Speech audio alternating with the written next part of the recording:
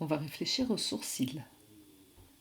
Donc tu nous proposes de faire 3 sourcils. Et étant donné la taille de tes yeux, moi je te propose de les faire en point satin. Alors on va utiliser une méthode qui permet de faire facilement des points satin. Elle consiste à tracer des lignes qu'on transforme ensuite en lignes satin.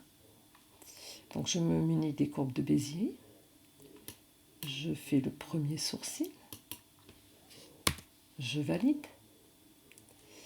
Le deuxième. Je valide. Le troisième. Je valide. Je m'en vais arranger un petit peu ces courbes-là. Voilà. Un peu long ce sourcil quand même. Allez, on va faire plus discret. Voilà. Celui-ci peut être plus long, il est un peu plus haut. Ouais. Et alors celui-ci, ça va être la débauche. Voilà, on va le faire, voilà. Celui-ci, on peut peut-être encore un tout petit peu le retravailler. Voilà. Alors, on les sélectionne tous les 3. Et on s'en va dans fond et contour. On demande à ce que ce soit des lignes complètes. Pardon, des lignes complètes. Voilà. D'au moins 2 mm d'épaisseur, sinon le satin, ça ne fonctionne pas bien. Ok. Si je les exécutais comme ça, ce serait un vulgaire zigzag. Et moi, je veux vraiment des lignes satin. Donc je demande, tant que les 3 sont sélectionnés, à faire une transformation automatique de la ligne en satin, ce qu'il fait de très bonne volonté.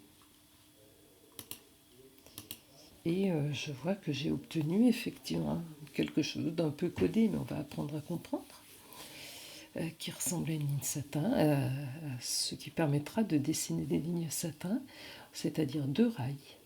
Si on s'approche, on voit que ces rails-là sont parallèles, et puis un certain nombre de traverses qui guident le sens des motifs.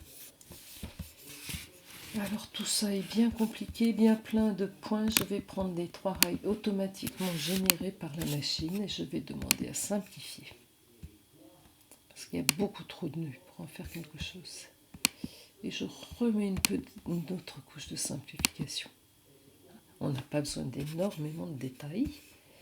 Et on s'en va essayer de comprendre. Donc on voit bien là qu'on a sur ce chemin, on a les 2 lignes de même sens, les traverses, et on peut ajuster toute une série de choses. La seule condition, c'est que les traverses traversent réellement. Donc on peut s'amuser à faire beaucoup de choses. Tiens, pourquoi pas resserrer les yeux, hein, ouais, par exemple, vers l'extrémité. Voilà. Celle-ci là, oh, cette traverse est de trop. Cette traverse-là, je peux la supprimer. Je pars d'une 2 points reliés par une ligne et hop, je demande à ne plus les avoir. Ça me permet de retravailler les choses plus facilement. Voilà. Voilà. Alors, quelle allure prend-il? Toutes les traverses traversent bien. D'ici à là, qu'est-ce que je fais? Est-ce que je... Oui, allez. Comme de l'autre côté, je demande à rejoindre un petit peu. Par contre, ici, sur cette partie-là, allez, ce bout de traverse, je n'en veux pas. Voilà. Par contre, j'aimerais avoir une finition un petit peu plus jolie là. Pardon. Hop. Voilà. Voilà. Et voilà. Voilà. Et puis au bout, ce serait bien d'avoir quand même quelque chose de beaucoup plus élégant. Bon, là, ça ne traverse plus. Il faut se méfier que ça traverse vraiment bien partout. Et puis ici. ici, si je demande à ce que ce soit symétrique, c'est pas tip top. Voilà. Voilà. Est-ce qu'on se rapproche du projet qui était le tien? Toujours bien vérifier que toutes les traverses traversent.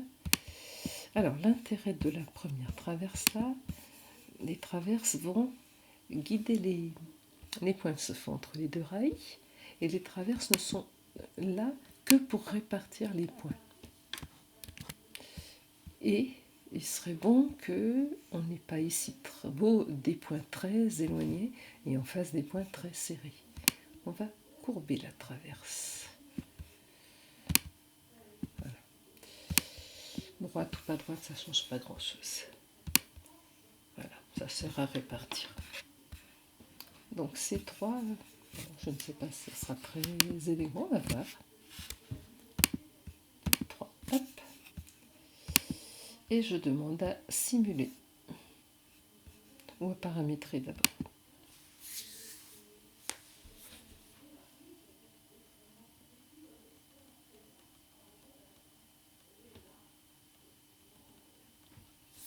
Ok, on pourrait avoir quelque chose d'un petit peu plus serré, 0,3, et on pourrait demander à avoir une sous-couche zigzag. Voilà. Alors pour l'instant, ce qui n'est pas bien, c'est que je pars du bas, et puis hop, je reviens au bas suivant, etc.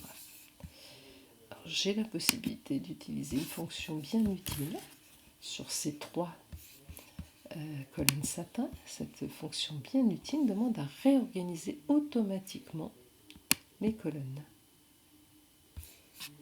J'applique, elle travaille la machine. Voilà, et elle nous a fait cette affaire-là. On va essayer de voir. Ça ne s'appelle plus chemin 1, chemin 2, chemin 3, mais satin automatique. On va aller voir ce que ça fait. Pour ça, on va faire une visu.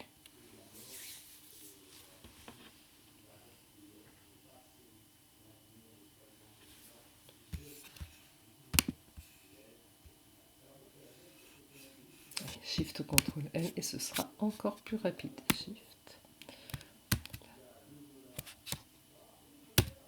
Voilà.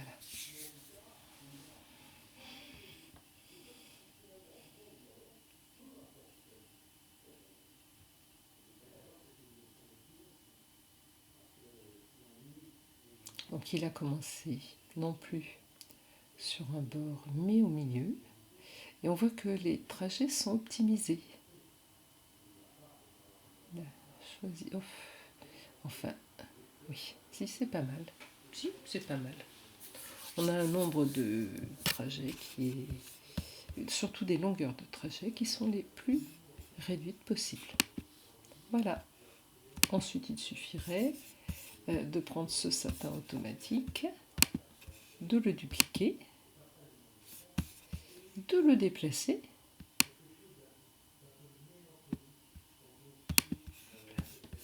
Pardon, il faudrait être, voilà, ici, hop, je déplace, un peu plus par là, je rends symétrique, et je continue à déplacer. L'avantage, c'est que je suis sûre d'être bien à la même hauteur, plutôt qu'en déplaçant à la main. Voilà.